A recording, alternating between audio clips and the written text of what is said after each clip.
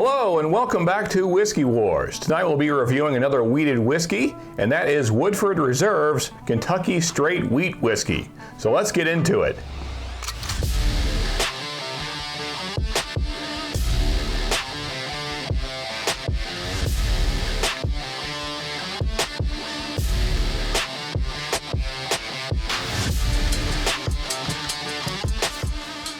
So before we get into this bottle, let's first do a quick history of Woodford Reserve and see how it became what it is. So the distillery that would become Woodford Reserve actually was started by the famous Pepper family back in 1812 in an area known as Glens Creek, which would then later become the Pepper Spring area. Now, the buildings that we see today on Woodford Reserve Distillery were actually built by Oscar Pepper in 1830. Now, Oscar Pepper's master distiller was James Christopher Crowe, the famous Old Crow. And these two men would create what we know today as bourbon whiskey. They are credited for starting charred new oak barrels and the sour mash process.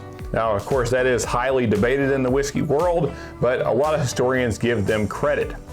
Then in 1878, the distillery would be sold to a company known as LeBroy and Graham. And they would run the distillery up into Prohibition when it would be closed down, and then they would reopen it after Prohibition, and then later sell it in 1941 to the Brown-Forman Company. And of course, Brown-Forman still owns the Woodford Reserve Distillery today. However, Woodford Reserve would not get its name until much later. When in the late 1980s, bourbon would finally become popular again, Woodford would reopen this distillery and rename it Woodford Reserve. And of course, the rest is history. Now, Woodford Reserve is a very popular bourbon. It's well known. It's the official bourbon of the Kentucky Derby. But the one we're going to review today is much less known, and that is, of course, the wheated whiskey. So let's get some poured. So here's our whiskey for today.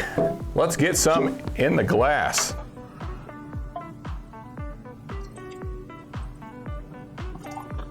Now, of course, this is competition for the Weller brand and Maker's Mark, and of course, Larceny as well as wheated, and there's several other wheated brands, and we'll be doing a comparison of all those here real soon.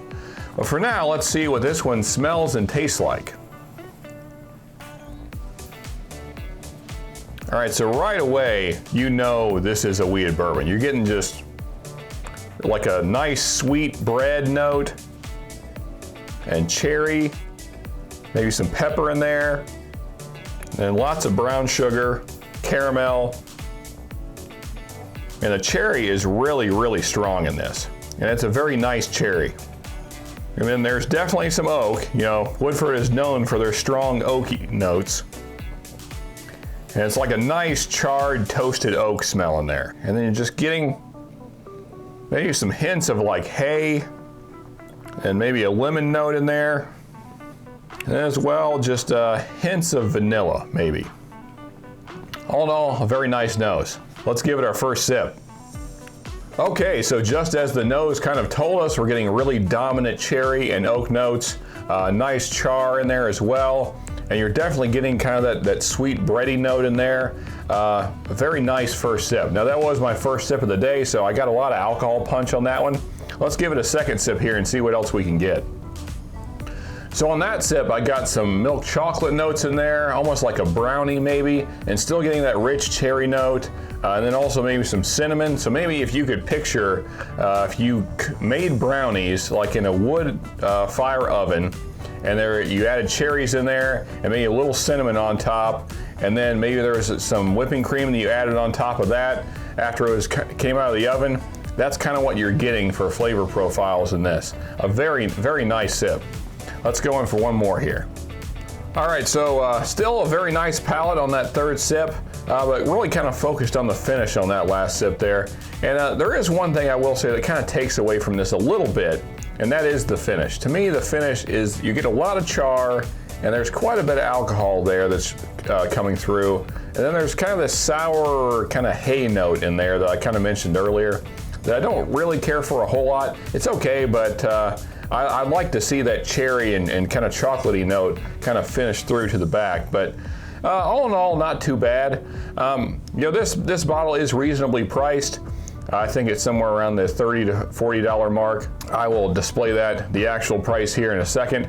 And so with that in mind, I think, you know, this is strong competition for the other wheaters we mentioned earlier. I'd say I probably like this better. In my head, I think I do anyway, better than Makers and Weller. Of course, when we do them head to head, we'll see for sure. You can't beat a blind tasting. But all in all, I would say I'd give this a pretty strong mark. I'd say something like 7 to 7.5. I think I'd go as high as 7.5 points on this out of 10. All in all, a good sipping whiskey, especially if you like wheaters. So a thumbs up here.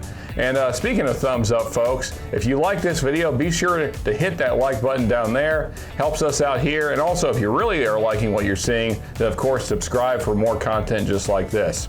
And as always, folks, just remember, you can never have too much good whiskey.